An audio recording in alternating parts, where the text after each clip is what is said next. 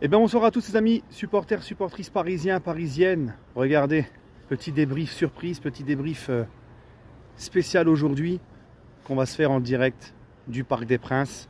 Le débrief de Lorient Paris Saint-Germain qui s'est terminé tout à l'heure sur le score de 2-1, victoire de nos Parisiens. On se retrouve tout de suite.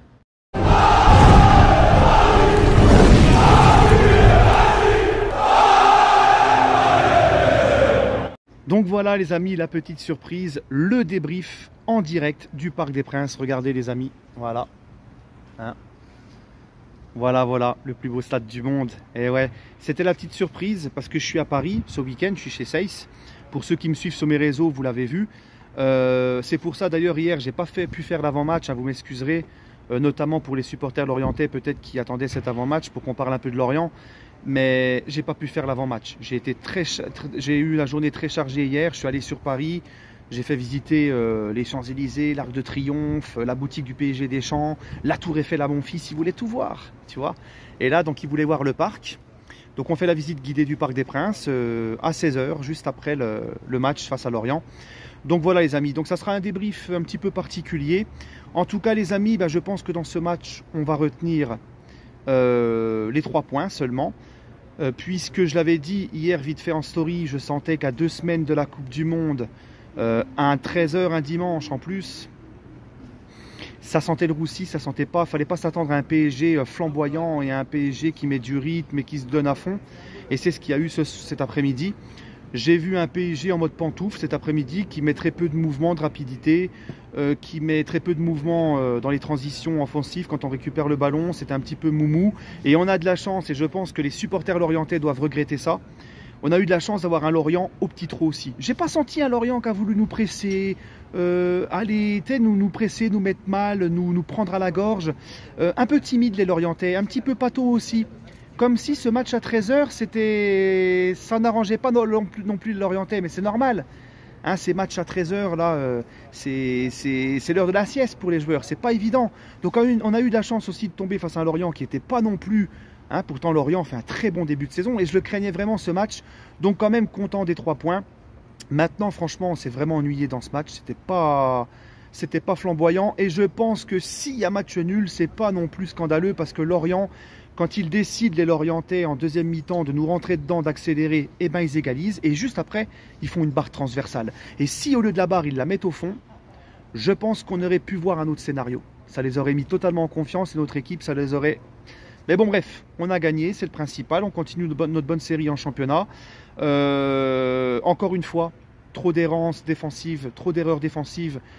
Combien de fois Lorient a eu des occasions où les mecs sont tout seuls. Heureusement que Lorient a été maladroit, heureusement que ça n'a pas fini au fond. Parce que franchement les amis, défensivement, c'est vraiment limite. D'accord. Sinon la composition de Galtier, toujours son 4-4-2 losange. Messi étant pas là, Neymar était en 10 avec Mbappé qui tiquait devant. Le milieu, Danilo dans la défense, très bien. Verratti, Vitinha. En défense, Marquinhos, Ramos, Hakimi à droite et Mendes à gauche et Donnarumma dans les cages.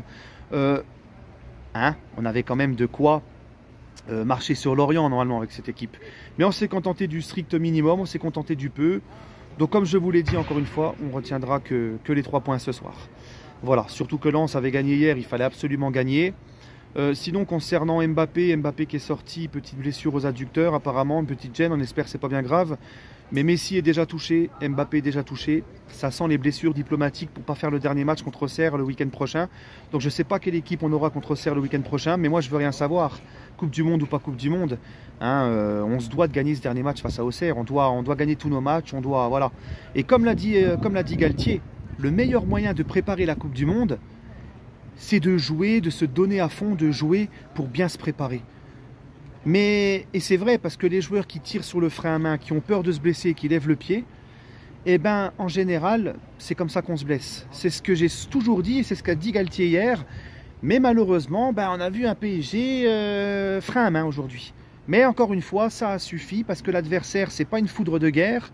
Sans manquer de respect, c'est que Lorient en face. Et Lorient ne nous a pas trop rentré dedans, était un petit peu ronflant aussi. Voilà. Concernant les joueurs, les amis, j'aimerais parler de Neymar. Neymar. Parce que Neymar, il est exemplaire jusqu'au bout, je trouve. Neymar, cet après-midi, a fait beaucoup de replis défensifs. Neymar a fait beaucoup d'efforts. Il fait une passe D et un but. Donc franchement, lui n'a pas trop joué avec le frein à main. Ça fait plaisir. Mbappé, un petit peu en dessous. D'accord, il a loupé beaucoup de choses.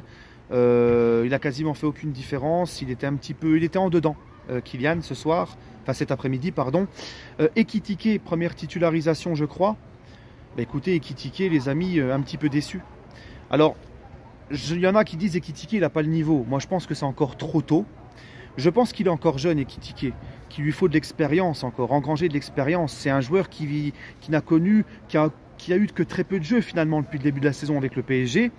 Et Ekitike, les amis, c'est vrai que il fait la passe D pour Neymar tout à l'heure sur son but, sur le but de Neymar. D'ailleurs, il aurait pu marquer et la mettre au fond au lieu de la donner à Neymar.